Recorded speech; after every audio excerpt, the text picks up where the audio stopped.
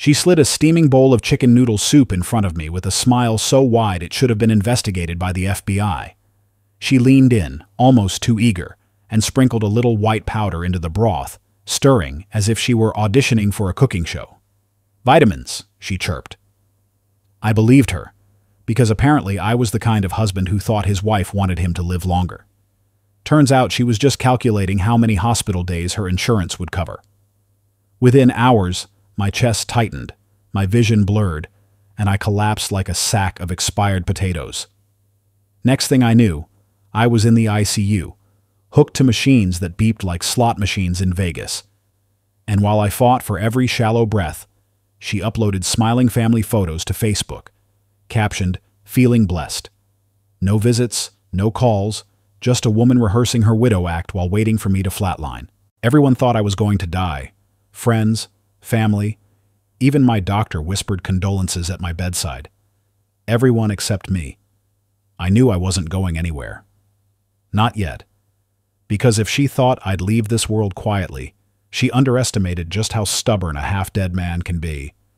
And somewhere between the tubes and the morphine, I promised myself, if I came back, it wouldn't be just for life. It would be for the kind of revenge that leaves headlines. Looking back, I should have known something was off long before the soup incident, but hindsight is like a cruel stand-up comic, always pointing out the punchline you missed. For months she had been on a health kick that looked less like self-care and more like a crime scene rehearsal. She suddenly insisted on meal prepping, carefully labeling containers with bright sticky notes, each one marked with cheerful lies like heart healthy or energy boost. I thought it was adorable that she wanted me alive long enough to pay the mortgage, but now I realized she was experimenting with dosages like a mad scientist in yoga pants. There were other signs too. She kept double-locking the medicine cabinet, as if ibuprofen needed to be guarded like crown jewels. Whenever I asked why, she muttered something about keeping the kids safe, though the kids were grown and one of them was already taller than me. Then there was her new obsession with deleting text messages. She claimed it was about decluttering.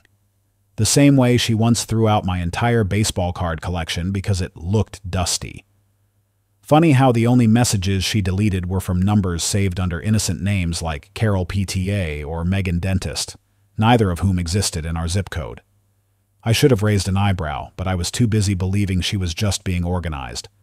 She also started disappearing for long stretches of time under the banner of charity work. "Marathon training," she said with dramatic sighs, lacing up sneakers that still had the price tags on them. The only running she did was toward hotel bars, I later found out. I even admired her dedication back then, cheering her on at non-existent finish lines while she was probably sprinting to room service with someone else. My favorite red flag, though, was the orange juice ritual. Every morning she brought me a tall glass, freshly squeezed, extra sweet, insisting I drink it before work. At first I thought it was love, then I thought it was guilt, and finally I realized it was just convenient camouflage for whatever pill she crushed into the pulp. The taste was always a little off, like Florida sunshine mixed with bad intentions, but I swallowed it down anyway. I told myself I was lucky to have a wife who cared about vitamins, while she was silently counting down to my ICU admission.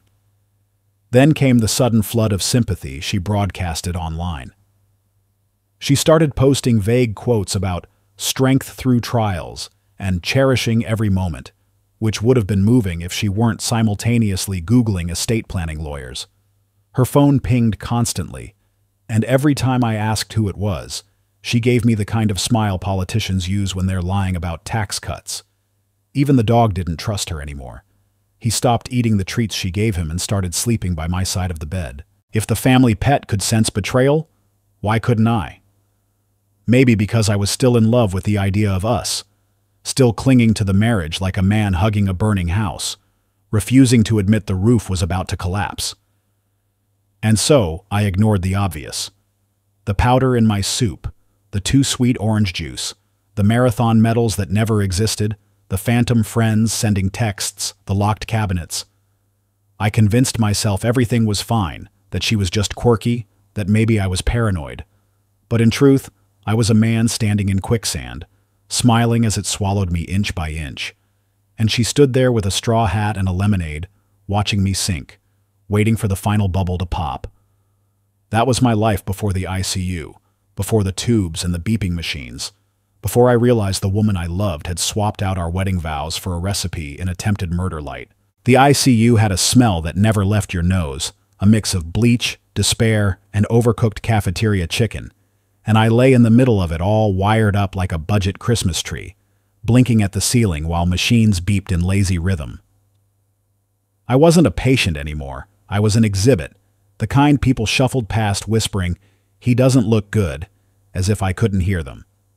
My wife visited once, but not really. She poked her head in, gave the nurse a tragic nod, and snapped a photo of my hand on the railing like she was staging her own documentary. Then she vanished again, probably to caption it with something like, "Faith is stronger than fear," while I coughed up parts of my dignity. The nurses were kinder, but kindness wrapped in latex gloves feels more like maintenance than love. They checked my vitals, adjusted tubes, and reminded me to rest, as if that was optional when half your body is running on borrowed electricity. I stared at the ceiling tiles so long I named them, each square becoming more faithful than the woman who should have been at my bedside. Time slowed down in that place.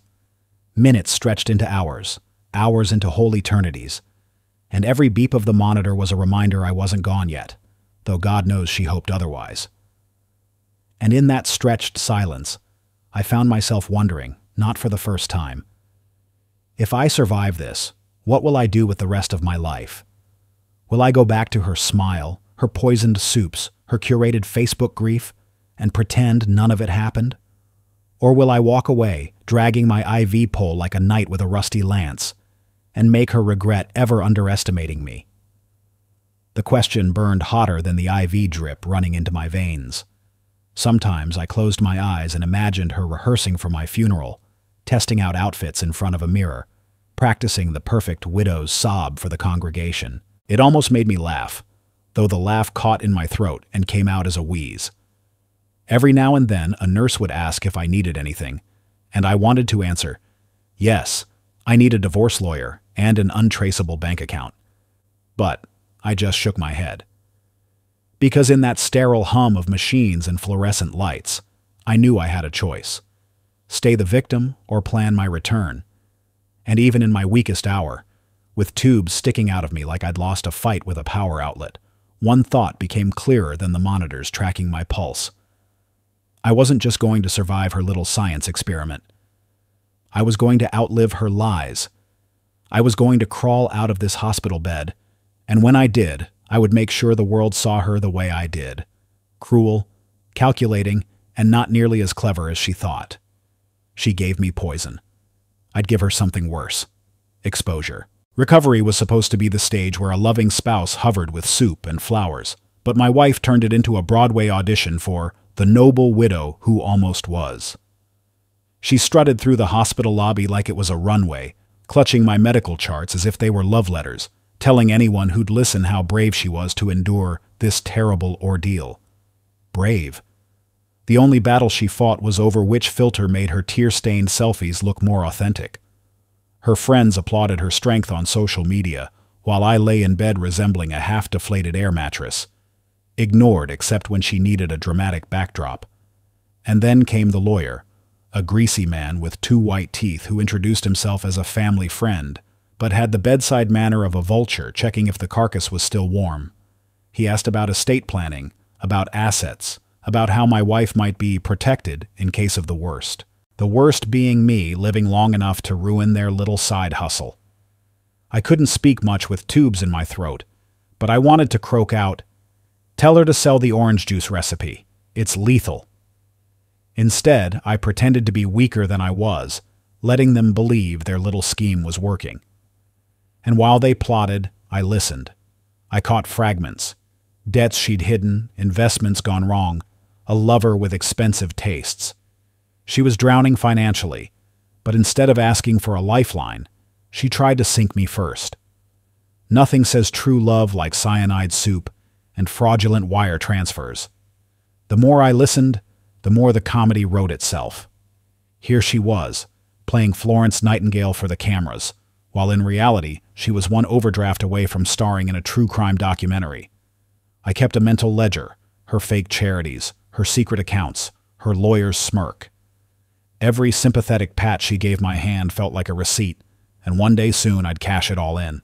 But I kept my face slack, my eyes dull, like a patient on his way out. Let her believe she was winning. Let her soak in applause for being the long-suffering wife. She didn't realize her husband, the man she left to rot, was listening harder than ever, collecting every slip, every whispered plan. The irony was almost sweet.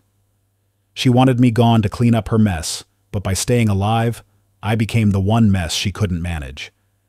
And as she leaned in one night, whispering to the lawyer about timing, I lay still and thought, "Darling, the only timing that matters is mine."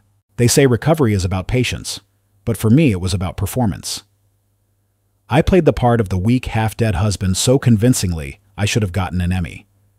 I let my eyes glaze over when she entered the room, let my voice rasp like an old record whenever she asked if I needed anything, and I even pretended not to notice when she typed furiously on her phone standing right beside me. She thought I was a vegetable on life support, but the truth was I was quietly rewiring my brain from victim to avenger. Each night, when the nurses dimmed the lights, I practiced moving my fingers again, squeezing the bed rail, flexing toes under the blanket. And each morning she came by in another dramatic outfit, perfect makeup for the tragic caregiver, never realizing her husband was rehearsing a comeback. The day I convinced the nurse to leave my tablet on the nightstand was the turning point. My wife assumed I was too weak to even remember the passcode, but she underestimated a man motivated by betrayal and morphine-induced rage. I logged in, tethered to machines, and began digging. First, I synced the cloud backup she always forgot to disable.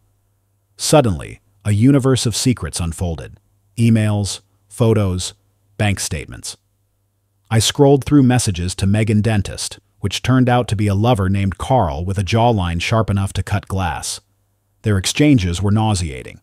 "Can't wait until he's gone" was my personal favorite. But infidelity was just the appetizer. The real feast came in the form of financial documents, hidden accounts in the Caymans, wire transfers to charities that didn't exist, and even a shell company registered under her maiden name. My beloved wife was not just trying to poison me, she was also auditioning for White Collar Criminal of the Year. The sheer scale of it was almost impressive. She had debts stacked like Jenga blocks, and each fraudulent move was another piece yanked from the tower. She needed me gone, not just for the insurance money, but to keep the whole crooked empire from crashing down. I read and read, each discovery fueling me more than any IV drip could. My heart monitor beeped faster, and a nurse rushed in, thinking I was in distress, when really I was just thrilled by the plot twist. I waved her away, pretending shortness of breath, but inside I was laughing. My wife thought she had married a mild, boring man who'd keel over quietly, yet here I was, alive and mentally drafting headlines. Then came the jackpot, a folder literally labeled important. Inside were incriminating selfies of her and Carl at luxury resorts, dated exactly when she claimed to be volunteering, receipts, hotel confirmations, even a video clip of her practicing a crying face in the mirror. I nearly pulled out my own IV laughing at that one. Who rehearses widowhood like a Broadway audition? My wife, apparently. At that point, I didn't feel like the betrayed husband anymore. I felt like an undercover journalist embedded in my own marriage. Every photo, every spreadsheet, every sloppy password reuse was another nail in her coffin, and I collected them carefully, backing them up to drives she didn't know existed. My body was weak, but my brain was on fire, planning, cataloging, imagining the day I'd pull the curtain back. She still floated around the hospital in her martyr routine, telling nurses how hard it was to keep the household running, how exhausted she felt caring for the kids. Meanwhile, I read emails about her spa weekends and designer shopping sprees on credit cards in my name. The absurdity was too much. I'd lay there with oxygen tubes in my nose, stifling laughter while reading her whining about being so broke in between receipts for $1,000 handbags. And the best part? She had no idea I knew. She thought she was clever, deleting messages in front of me, locking her laptop with a smug click, all while forgetting CloudSync existed. It was like watching a magician reveal all her tricks mid-performance. And the more I uncovered, the less she resembled a spouse, and the more she looked like a walking exposé. She wanted me gone, but I was staying, and not quietly. I wasn't going to just survive her plan. I was going to weaponize it. I pictured her face the day I'd show her the evidence, the way her perfect lipstick smile would crack when she realized the man she left to rot in the ICU had turned into the man holding every one of her secrets. That image was better medicine than anything dripping into my veins. By the time I left the hospital, I wasn't the same man who had collapsed over poisoned soup. I was sharper, meaner, and ready to burn her stage set to the ground. She gave me deceit, but I had something better. Proof. And proof, in the right hands, isn't just power. It's profit. I turned the evidence into a very bad week for her and a very good quarter for me. First, I did what any sensible, slightly vengeful man with access to incriminating files would do. I called an old friend who now ran a small media outlet hungry for a scandal and big on click-throughs. He laughed when I told him the headline idea. Wife who smiled at husband's ICU bed. Secretly ran a fraud ring. But his laugh tasted like opportunity, so I fed him the receipts. Then I arranged discreet meetings with a forensic accountant I'd met during a workshop years ago. She came with a disdain for sloppy books and a talent for turning shuffled numbers into neat, damning charts. We organized everything like a heist, except instead of stealing cash, we were assembling proof. Hotel invoices matched to volunteer dates, wire transfers to shell nonprofits, charged expenses for luxury goods, flagged under my joint account. I sold the story in tears. The tabloid wanted the melodrama. Photos, the cheat texts, a timeline written like a true crime TV tease. A financial weekly wanted the receipts and an expert breakdown of the fraud. Even a podcast producer called Breathless, asking if I'd do an interview from the perspective of a man who survived attempted husband exit and then turned assassin of reputations. The offers came in faster than my wife's excuses ever had. Money moved through escrow accounts. Lawyers vetted non-disclosure terms that, conveniently, protected me and ensured the narrative would land precisely where it hurt her most, in public. Within days, the story spread. It began with a headline, and then metastasized. Friends shared it with weary emojis. Colleagues whispered in corporate hallways, and the comment sections bloomed into a small, vicious ecosystem of mockery. Her carefully curated image collapsed like a souffle under a truck. Sponsors paused partnerships. Board members called emergency meetings. Sponsors don't like scandal. Investors like even less. I watched the timeline as if it were a stock ticker. Mentions surged, sentiment turned, and within a week her side of our life was trending in a way she had only dreamed of for branding purposes. They filmed her apology in the glossy studio she'd once fantasized about hosting. She read a script about poor choices and deep regret, her voice quivering on cue. But the network overlay told the real story. Her credit card balance, the dates of transfers, the receipts of spa nights billed to accounts I'd paid for. The irony was delicious. She had always loved being seen, and now the whole world was watching the slow unspooling of the person she had presented to us. The money from the initial deals was generous, more than I'd dared hope, but the satisfaction was the true currency. With every wire transfer hitting my account, my phone buzzed with messages, some sympathetic, a few gobsmacked, many delightfully schadenfreude-filled. I used part of the funds to clear our shared debts quietly, so the press couldn't say I had profited from desperation. The rest I funneled into accounts she couldn't trace, lawyers, charities that actually did good, and a small nest egg for me to disappear into if the public attention turned sour. She called me furious, of course, venom dripping through the receiver as she accused me of betrayal. I let her flail. In one conversation, she begged for a private settlement. In another, she attempted to gaslight me, claiming I had fabricated emails. I sent her a copy of a time-stamped invoice and listened to the sound of her composure cracking. People rallied around her for a minute. Sisters, brunch friends. But public sympathy withers when receipts exist. She lost partnerships, then friends, then the polite nods at neighborhood gatherings. Her world contracted into a small orbit of apologies and PR statements. Meanwhile, I got interviews where I played the reluctant hero, keeping my tone rueful and just wary enough to be sympathetic. I made sure to say things like, "I didn't set out to humiliate anyone," and "I only wanted the truth to be known," which is the PR equivalent of offering lemon water after a hangover. Refreshing enough to seem honest. It worked. People bought the narrative. Husband wronged, man survives, man exposes. My bank account ballooned. My reputation reset in a way that favored me.